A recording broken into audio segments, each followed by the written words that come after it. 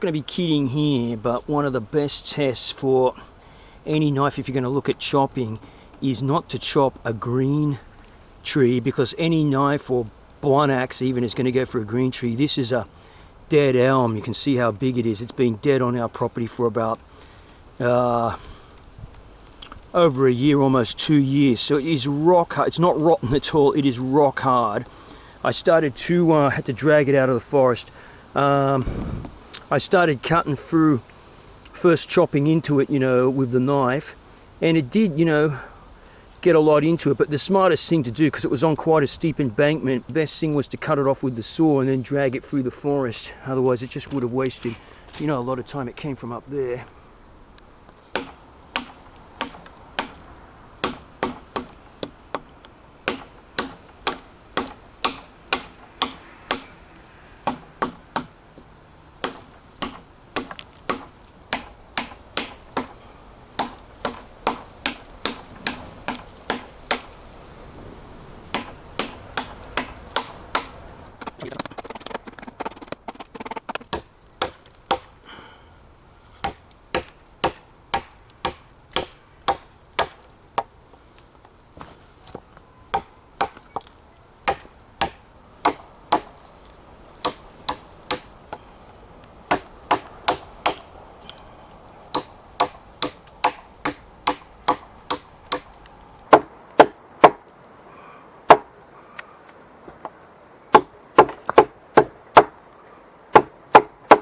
To be honest, that took a good probably 35-40 minutes from the very start, if that was continuous time to get through that. That is just rock solid.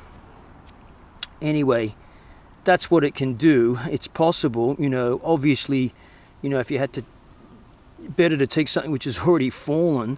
This was still standing but dead. Okay, so there you go. That was a bit of serious chopping action. There's no doubt about it. This was not wussy pine, some softwood.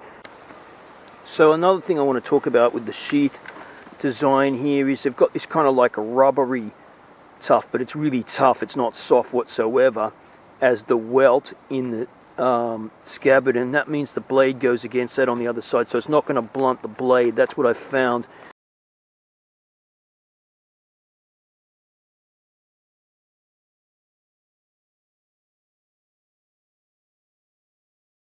Batoning action with this thing.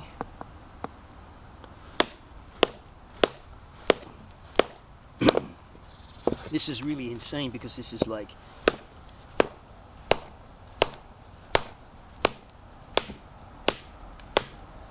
that is insane. That is elm. That is rock solid elm. Just get a load of that.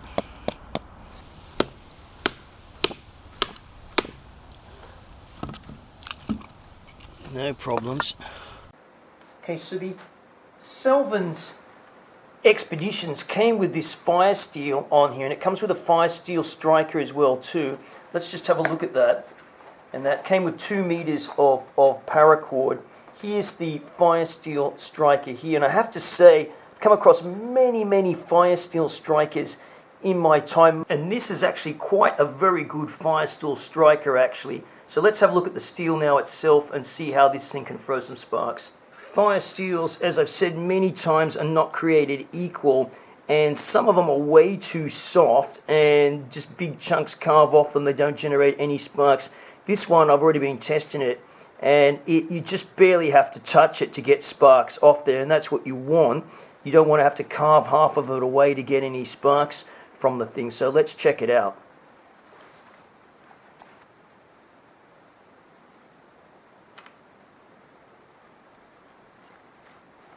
A little bit damp. There we go.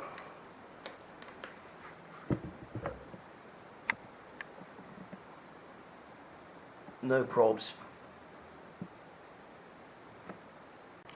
Okay, so it was a little bit damp. So my point is that this Firesteel that was supplied with it is a really quality Firesteel. That's really important. I barely put any pressure on this thing to strike any sparks from it. And if you don't, you know, just as an aside, if you don't own a Firesteel that you just barely have to touch to get sparks off it, then it's probably a rubbish composition in there, and I would expect this anyway, for, being supplied with a Extremaratio product, that whatever else they supply with it, it should be of equal quality for what it's supposed to do, and it certainly does what it's supposed to do. Okay, the other thing about the Selvans, of course, it has got this region up on here, and it's got a little fire, like sparking things there, and you can strike a steel against that. I have done that. It does not produce as good as sparks as that little dedicated Firesteel Striker, because this thing has just got the right kind of edge on it on here, and you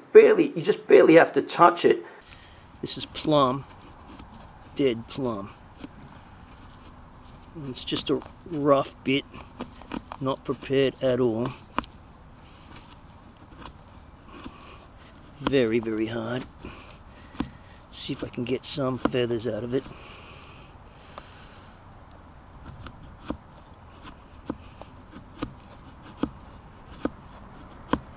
And clearly you can.